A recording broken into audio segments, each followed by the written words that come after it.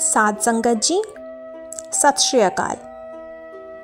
आज हम जिस पावन कथा को सुनने जा रहे हैं वह केवल इतिहास नहीं है, यह अहंकार के टूटने और सत्य की विजय की जीवंत मिसाल है। यह कथा है उस धरती की जहाँ भूखे पेट भी आत्मा तृप्त हो गई, जहाँ पानी बिना शरीर रहा पर नाम बिना मन नहीं रहा, और जहाँ पीरों का घमंड गुरु के चरणों में आकर झुक गया। जी हाँ, यह कथा है सिरसा की धरती पर गुरु नानक देव जी के 40 दिन के चिल्ले की। साथ संगत जी, जब श्री गुरु नानक देव जी ने संसार को सत्य का संदेश देने के लिए उदासियाँ आरंभ की तो वे देश विदेश, जंगल, नगर, राजा, रंक सभी तक पहुँचे थे। दूसरी उदासी के समय बठिंडा और भटनेर से होते हुए विक्रमी संवत 1570 में गुरु नानक देव जी भाई मर्दाना जी के साथ सिरसा पहुँचे। उस समय गुरु साहिब का स्वरूप अत्यंत अनोखा था। पैरों में खड़ाऊ, हाथ में आसा, सिर पर रस्सी बंधी हुई और माथे पर तिलक। यह रूप देखकर लोग भ्रमित हो जाते थे, पर यही तो गुरु की लीला थी। रूप से नहीं, गुण से पहचान कराओ। उस समय सिरसा में एक प्रसिद्ध फकीर था, पीर ख्वाजा अब्दुल शकूर। उसके शिष्य कहते थे, हमारे पीर करामाती हैं, खुदा उनसे बोलता है। लोग डरते थे, श्रद्धा कम और भय ज़्यादा था। जब गुरु नानक देव जी सिरसा पहुँचे तो पीर के शिष्यों ने कहा, यहाँ रहना है तो हमारे पीर से चर्चा करो, वरना यहाँ से चले जाओ। गुरु नानक देव जी मुस्कुराए और बोले, हम चर्चा करने नहीं, सच का उपदेश देने आए हैं। गुरु नानक देव जी स्वयं पीर ख्वाजा अब्दुल शकूर के पास जा बैठे। पीर बहावल ने व्यंग से कहा, अगर तुम खुदा के बंदे हो तो कोई करामत दिखाओ। गुरु साहिब ने शांत स्वर में कहा, हमारे पास करामत नहीं, केवल परमात्मा का नाम है। फिर शुरू हुई गोष्ठी, नाम और अहंकार की, सत्य और ढोंग की। गुरु साहिब बोले, अहंकार में की गई इबादत नहीं होती। उन शब्दों ने पीरों के भीतर छिपे घमंड को हिला दिया। पीरों ने कहा, हम तुम्हें परखना चाहते हैं। 40 दिन कोठरी में रहना होगा, रोज़ 1 जौ का पानी और दाना मिलेगा।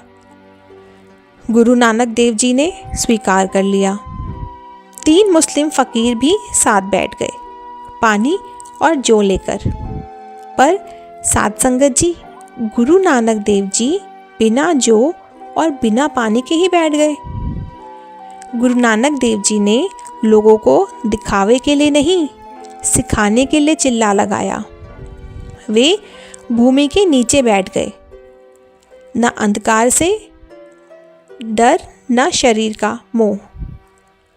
जमीन के नीचे बैठने से नहीं, अहंकार के नीचे बैठने से परमात्मा मिलता है।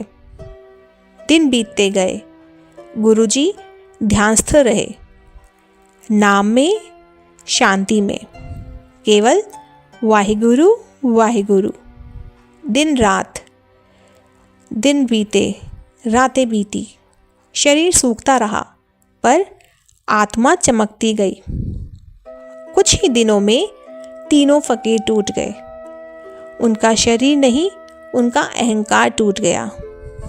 वे कोठरी से बाहर आए और गुरु नानक देव जी के चरणों में गिर पड़े और बोले, वाकई आप खुदा के सच्चे बंदे हैं। 40 दिन पूरे हुए। यह था चिल्ला, आत्मा की तपस्या, अहंकार की आहुति। गुरु नानक देव जी ने कहा, मैं ये दिखाने धरती के नीचे नहीं बैठा कि तप यही है। मैं ये सिखाने बैठा कि मन जब तक भीतर नहीं उतरता तब तक ऊपर नीचे भटकता रहता है। उन्होंने आगे कहा, भूखा रहना तप नहीं, कष्ट सहना तप नहीं, दिखावा भी तप नहीं, नाम सिमरन ही सच्चा तप है। नाम के धारे सगले जंत।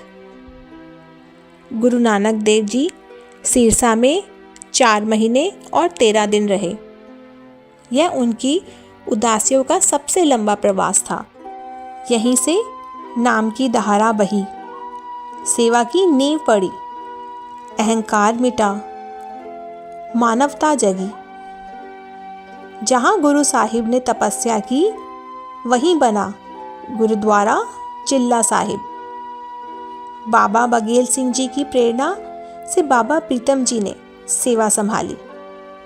सरोवर, सत्संग हॉल, स्कूल सब कुछ सेवा से खड़ा हुआ। आज 24 घंटे लंगर, हजारों रोटियां, अस्पताल निर्माणाधीन, सेवा ही सेवा। कोरोना के समय लाखों लोग भूखे थे, पर चिल्ला साहिब से रोज हजारों को लंगर मिला। यही गुरु की सिखाई हुई शिक्षा है, पहले भूखे को खाना, फिर उपदेश देना। साथ संगत जी, यह कथा हमें सिखाती है तब भूखे पेट नहीं, अहंकार के त्याग से होता है। करामात दिखाने में नहीं, नाम जपने में होती है। सच्चा पीर वही जिसके चरणों में अहंकार झुक जाए। आइए हम भी अपने भीतर का घमंड गुरु नानक देव जी के चरणों में अर्पित करें। वाहिगुरु जी का खालसा, वाहिगुरु जी की फतेह।